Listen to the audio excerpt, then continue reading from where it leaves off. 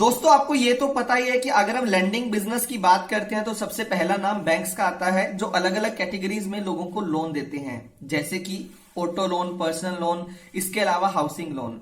और आपको ये भी पता ही होगा कि लेंडिंग बिजनेस के अंदर कुछ एनबीएफसीज भी होती हैं जो अलग अलग कैटेगरीज के अंदर लोन देती हैं। लेकिन यहाँ पे एक बहुत स्पेशल कैटेगरी है जहां पे बहुत ही स्पेशलाइज्ड एनबीएफसीज होते हैं जो लोगों को पैसा देते हैं, और इस कैटेगरी का नाम है हाउसिंग लोन्स। अगर मैं हाउसिंग लोन्स की बात करता हूं तो यहाँ पे बहुत सी ऐसी कंपनीज हैं, बहुत सी ऐसी एनबीएफसीज हैं जो स्टॉक मार्केट के अंदर ट्रेड होती हैं, जैसे कि LIC housing, India bulls housing finance, GIC housing. ऐसी बहुत सी ऐसी कंपनीज हैं जो स्पेशलाइज्ड हैं लोन देने के लिए हाउसिंग सेक्टर के अंदर, जिसका नाम है होम फर्स्ट फाइनेंस। और डिटेल में डिस्कशन करने के लिए पूरी वीडियो को 3 पार्ट्स में डिवाइड करेंगे। सबसे पहले हम बात करेंगे इंडस्ट्री के बारे में, उसके बाद हम बात करेंगे इस कंपनी के बिजनेस के बारे में, और फिर हम बात करेंगे कंपनी के फाइनेंशियल्स के बारे में। और कंपनी के फाइनेंशियल्स के बारे में बात करते ही चलिए कम टाइम लेते हुए जल्दी से मूव करते हैं सबसे पहले इंडस्ट्री के ऊपर।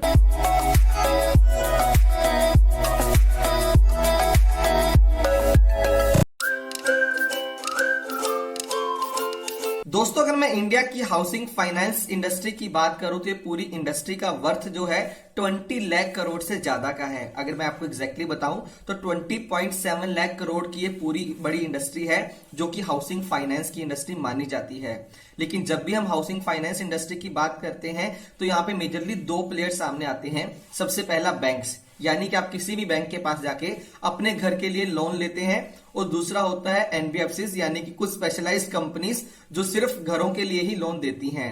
यहां पे अगर मैं 20.7 लाख करोड़ की इंडस्ट्री को 2 पार्ट्स में बाइफरकेट करता हूं तो सबसे पहले बैंक्स जो हैं, जिनके पास सबसे बड़ा शेयर है पूरा हाउसिंग फाइनेंस सेक्टर का, जिनके पास 13.6 लाख करोड़ का मार्केट शेयर है अगर मैं टोटल मार्केट की बात करता हूं। और वहीं पे अगर हम बात करते हैं हाउसिंग फाइनेंस कंपनीज की तो उनके पास 7.1 लाख करोड़ का शेयर है टोटल पूरी मार्केट का। अगर हम 2015 से लेकर 19 की सीएजीआर ग्रोथ की बात करते हैं तो पूरा सेक्टर 20% सीएजीआर ग्रोथ से ग्रो हुआ था 2015 से लेकर 2019 के बीच में। और यहाँ पे क्रिसल की रिपोर्ट आई थी जो बोलती थी कि जो पूरा हाउसिंग सेक्टर के जो लोन्स हैं इसका अमाउंट 2020 तक 28.7 लाख करोड़ के आसपास पहुंच जाएगा। अब यहाँ पे बात ये आती है कि पूरी इंडस्ट्री के ग्रोथ ड्राइवर्स क्या हैं, यानी कि वो क्या फैक्टर्स हैं जो इस पूरी इंडस्ट्री की ग्रोथ को ड्राइव करते हैं। तो यहाँ पे अगर मैं कुछ फैक्टर्स की बात करता हूं तो राइजिंग पॉपुलेशन और राइजिंग अर्बनाइजेशन की, जब पॉपुलेशन बढ़ती है और लोग शहरों की तरफ जाते हैं तो वहां पे जो अफोर्डेबल हाउसिंग की बात होती है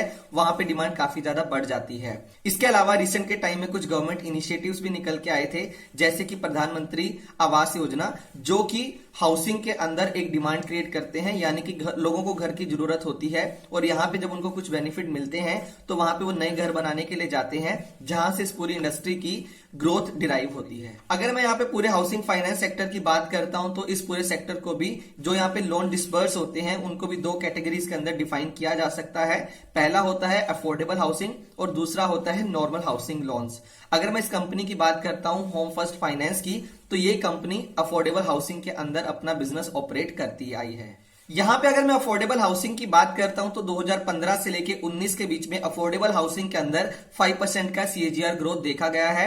और यहां पे जो मेजर ग्रोथ निकल के आया है अफोर्डेबल हाउसिंग सेक्टर के अंदर, वो मेनली 2 स्टेट से निकल के आया है। सबसे पहला महाराष्ट्र और सेकंड यहाँ पे गुजरात से निकल के आता है।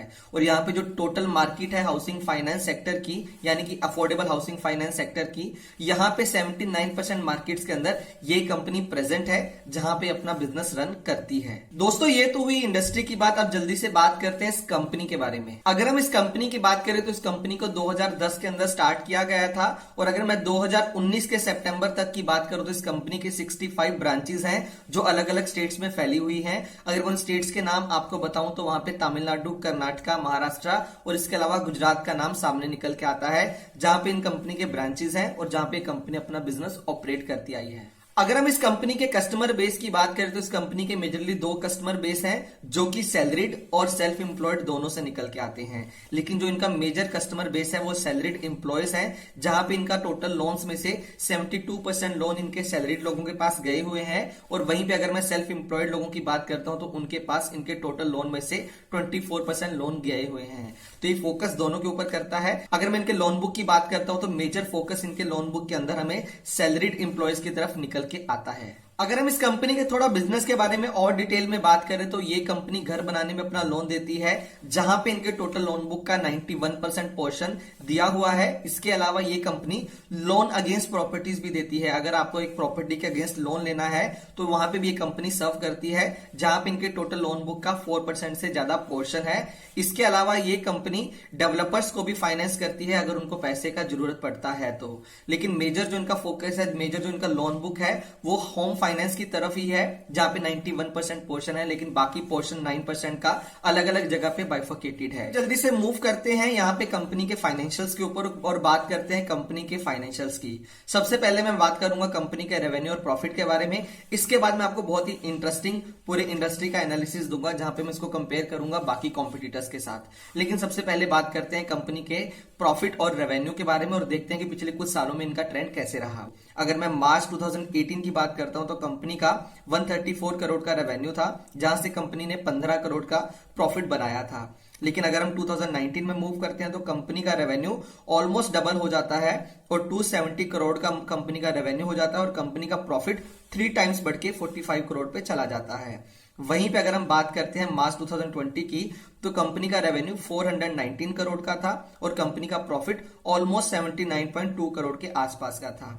यहां से आपको समझ में आएगा कि कंपनी के जो फाइनेंशियल्स हैं, कंपनी का जो रेवेन्यू और प्रॉफिट है, वहां पे काफी अच्छा ग्रोथ देखा गया है पिछले कुछ सालों के अंदर। और अगर मैं पिछले 3 सालों की बात करता हूं तो यहाँ पे कॉन्टिन्यूअस ग्रोथ हमें देखने को मिलता है। तो यहाँ पे आपको समझ में आएगा कि जो ट्रेंड कंपनी का पिछले 3 साल का था वो अभी भी कंटिन्यूड है। तो यहाँ पे अगर हम सीएजीआर ग्रोथ की बात करते हो तो पिछले 2 साल का जो रेवेन्यू सीएजीआर है वो 60% के आसपास का है और कंपनी का जो प्रॉफिट सीएजीआर है वो 122% के आसपास का निकल के आता है, अगर मैं पिछले 2 सालों की बात करता हूं तो।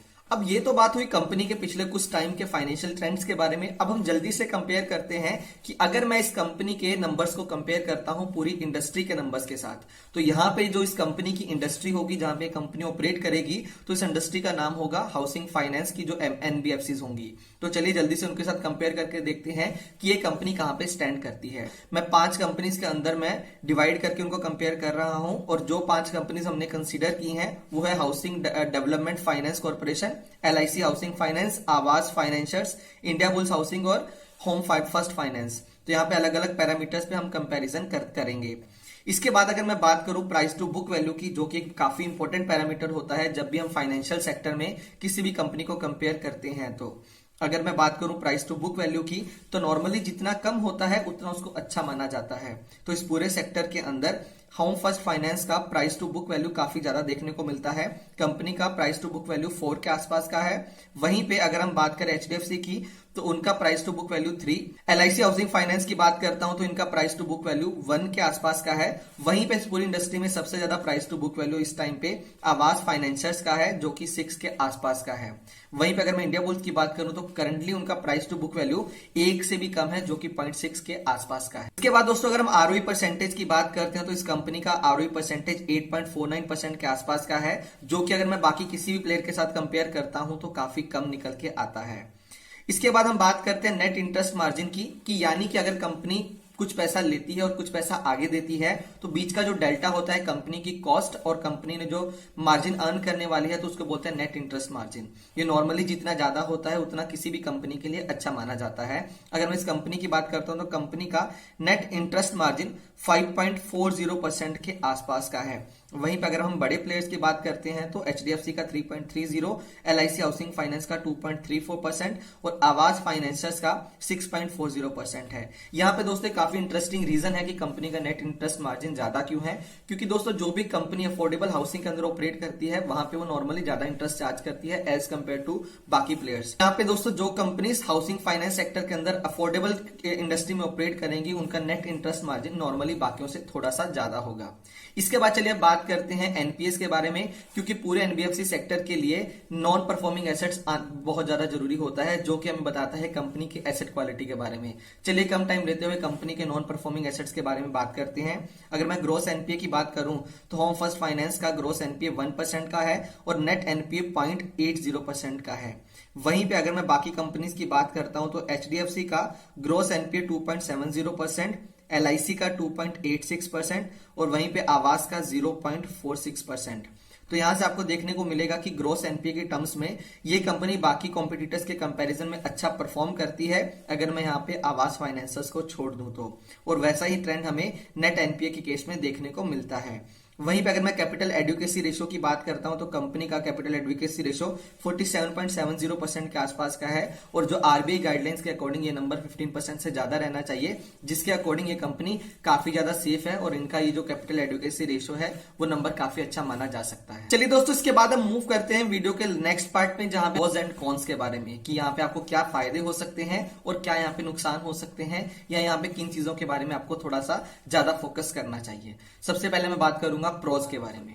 अगर मैं सबसे पहले प्रो की बात करता हूं तो सबसे पहला प्रो है राइजिंग अर्बनाइजेशन, यानी कि रिसेंट के टाइम में पॉपुलेशन के अंदर ग्रोथ हुआ है और वहां से काफी लोग शहरों की तरफ मूव कर रहे हैं। अगर वो लोग शहरों की तरफ मूव करेंगे तो वहां पे जो हाउसिंग की डिमांड है, यानी कि खासकर अफोर्डेबल हाउसिंग की, तो वहां पे उसकी डिमांड आने वाले टाइम में बढ़ेगी बढ़ेगी, क्योंकि वहां पे अगर अर्बनाइजेशन होता है तो अगर वो चीज बढ़ती है तो इन कंपनी का बिजनेस बढ़ने के भी चांसेस बन जाते हैं, जहां से इस कंपनीज को एक अपॉर्चुनिटी देखने को मिल सकती है आने वाले टाइम के अंदर। सेकंड है दोस्तों, यहाँ पे गवर्नमेंट काफी इनिशिएटिव्स लेके आ रही है, जैसे कि हाउसिंग फॉर ऑल बाय 2022, इसके अलावा प्रधानमंत्री आवास योजना। तो यहाँ पे गवर्नमेंट काफी इनिशिएटिव्स लेके आई है, जहां पे वो ट्राई कर रहे हैं कि हर फैमिली के पास अपना एक घर होना चाहिए, और यहाँ पे जिन लोगों के पास घर नहीं है वो नॉर्मली अफोर्डेबल सेक्टर के अंदर ही फॉल करते हैं, जिनको घर की जरूरत है। और वहां पे अगर आने वाले टाइम में यहाँ पे और पुश देखने को मिलता है तो इस सेक्टर के अंदर और ग्रोथ हो सकती है आने वाले टाइम में। लेकिन दोस्तों फिर से आपको बता दूं कि आने वाले टाइम के बारे में प्रेडिक्ट करना मुश्किल होता है, तो ये एक स्पेकुलेशन है, लेकिन ये कुछ फैक्ट बेस्ड चीजें हैं जिसके बारे में आपको बता रहा हूं। तो दोस्तों जो नेक्स्ट प्रो निकल के आता है वो है कंपनी के फाइनेंशियल से, कि कंपनी का नेट प्रॉफिट मार्जिन काफी अच्छा है, जैसे कि हमने कंपेयर किया था बाकी प्लेयर्स के साथ। वहीं पे अगर मैं एनपीएस की बात करता हूं, कि जो कि बहुत इंपॉर्टेंट फैक्टर होता है इस पूरे सेक्टर में, तो उसके टर्म्स में भी ये कंपनी काफी अच्छा परफॉर्म करती आई है, और कंपनी का जो नेट एनपीए है वो 1% से नीचे है, और ग्रोस एनपीए पूरी कंपनी का अभी तक 1% के आसपास का ही है, जो कि एक अच्छा नंबर माना जा सकता है। इसके बाद दोस्तों जो कंपनी ने अभी तक परफॉर्म किया, पिछले 3-4 सालों में कंपनी का परफॉर्मेंस काफी अच्छा रहा है, और यहाँ पे जो पॉजिटिव चीज निकल के आती है वो ये है कि कंपनी का ग्राफ लगातार ऊपर गया है। अगर मैं रेवेन्यू की बात करूं, अगर मैं प्रॉफिट की बात करूं, अगर मैं मार्जिन की बात करूं, हर चीज ईयर ऑन ईयर अभी तक इंप्रूव होती हमें दिख रही है। इसके बाद दोस्तों अगर हम मूव करते हैं नेक्स्ट पार्ट पे, जहां पे हम इन्वेस्टमेंट के कॉन्स के बारे में बात करते हैं, तो सबसे पहला और इंपॉर्टेंट कॉन ये है कि जैसे कि मैंने आपको वीडियो के स्टार्टिंग में, यानी कि सबसे पहले पार्ट में ही ये बताया था कि पूरी इंडस्ट्री का सबसे बड़ा चंक बैंक्स के पास है। तो दोस्तों जहां पे बड़े बड़े प्लेयर्स पहले से ऑपरेट करते आए हैं, उनकी प्रेजेंस काफी ज्यादा अच्छी है। इसके अलावा काफी बड़े बड़े ब्रांड्स हैं जो इस पूरे सेक्टर के अंदर ऑपरेट करते हैं, तो वहां पे नए प्लेयर का एंटर करना, और उन्होंने पिछले कुछ टाइम के अंदर एक अच्छा परफॉर्मेंस किया है, लेकिन आने वाले टाइम में इसके अलावा जहां पे ये बाकी प्लेयर्स भी ऑपरेट करते हैं, वहां पे ये कंपनी कैसा परफॉर्म करेगी वो आने वाले टाइम के अंदर ही पता चलेगा। अगर मैं आपको एक इंटरेस्टिंग चीज अपनी स्क्रीन के ऊपर दिखाता हूं, जैसे कि आप देख सकते हैं कि यहाँ पे हाउसिंग फाइनेंस कंपनीज, और यहाँ पे अगर मैं बैंक्स की बात करता हूं तो बैंक्स का प्रेजेंस काफी स्ट्रॉन्ग देखने को मिलता है। ऑल्दो हाउसिंग फाइनेंस कंपनीज ने अपने मार्केट शेयर को 35%, जो कि 2015 के अंदर था, उसको इंप्रूव करके 39% किया है, लेकिन बैंक्स का अभी भी मार्केट शेयर टोटल 61% के आसपास का है। तो यहां से आपको समझ में आएगा कि बैंक्स अभी भी पूरे सेक्टर के अंदर काफी डोमिनेटेड पोजीशन में है। उनको चैलेंज करना और उनसे मार्केट शेयर लेना, ये कंपनी कैसे परफॉर्म करेगी वो तो आने वाले टाइम के अंदर ही पता चलेगा। नेक्स्ट दोस्तों जो इंपॉर्टेंट पॉइंट है जिसके ऊपर आपको काफी ज्यादा फोकस करना चाहिए, कि जैसे मैंने वीडियो के डिस्कशन के दौरान आपको बताया था कि कंपनी का काफी बड़ा जो चंक है वो सैलरीड एम्प्लॉयज के पास इनका बिजनेस है, और जब कोविड आया था तो काफी लोगों की जॉब भी गई थी, तो उसका इंपैक्ट कंपनी के एनपी के ऊपर कैसा पड़ता है और आने वाले टाइम में कैसे देखने को मिलेगा, वो आपको काफी फोकस करना चाहिए। तो यहाँ पे जब भी जॉब लॉस होता है तो कंपनी के बिजनेस के ऊपर इंपैक्ट पड़ सकता है, तो यहाँ पे आपको काफी क्लियरली और काफी अच्छे तरीके से इस चीज को नोटिस करना चाहिए। थर्ड और इंपॉर्टेंट फैक्टर की बात करूं तो कंपनी का बिजनेस बहुत ज्यादा डाइवर्सिफाइड नहीं है, क्योंकि अगर मैं मेजर कंपनी के बिजनेस की बात करता हूं, जैसे कि हमने वीडियो के दौरान आपको बताया था कि कंपनी का मेजर बिजनेस अभी तक महाराष्ट्र और गुजरात से निकल के आता है। तो आने वाले टाइम में कंपनी कैसे डाइवर्सिफिकेशन करती है, कैसे बाकी स्टेट्स के अंदर खुद को पेनिट्रेट करती है, वो एक बहुत ही इंपॉर्टेंट चीज होगी, जिसको एज ए इन्वेस्टर आपके लिए जानना बहुत ज्यादा ज्यादा जरूरी होगा। इसके बाद एक इंपॉर्टेंट, बहुत इंपॉर्टेंट फैक्टर जिसके बारे में आपको बताना चाहूंगा, यहाँ पे एक नेशनल हाउसिंग बैंक था जो पूरे हाउसिंग फाइनेंस सेक्टर को रेगुलेट करता था, लेकिन अगस्त 2019 के अंदर आरबीआई ने उसको टेक ओवर कर लिया था और बोला था कि जो भी रेगुलेशन होगा वहां पे आरबीआई काफी स्ट्रिक्टली यहाँ पे देखेगा और यहाँ पे काफी स्ट्रिक्ट नॉर्म्स आने के चांसेस बन रहे थे। तो जिसके चलते यहाँ पे आने वाले टाइम में पॉलिसीज कैसी आती हैं वो भी एक इंपॉर्टेंट फैक्टर होगा जिसके बारे में जानना आप सब लोगों के लिए बहुत ज्यादा इंपॉर्टेंट होगा। तो दोस्तों ये तो था हमारा आज का वीडियो जहां पे हम आपको होम फर्स्ट फाइनेंस के बारे में बहुत ज्यादा डिटेल में बताना चाहते थे। हमने इस वीडियो के अंदर आपको पूरी इंडस्ट्री के बारे में, कंपनी के बिजनेस के बारे में, फाइनेंशियल्स के बारे में और फाइनेंशियल्स को बेसिकली हमने पूरी इंडस्ट्री के साथ कंपेयर भी किया ताकि आपको एक सही पिक्चर मिल सके। मैं उम्मीद करता हूं कि आपको ये वीडियो अच्छी लगी होगी। अगर आपको ये वीडियो अच्छी लगी तो वीडियो को लाइक करें। और दोस्तों हम जो भी वीडियोस बनाते हैं प्योरली एजुकेशनल पर्पस के लिए बनाते हैं। हम कहीं पे भी किसी भी स्टॉक को बाय या सेल करने का बिल्कुल भी रिकमेंडेशन नहीं देते।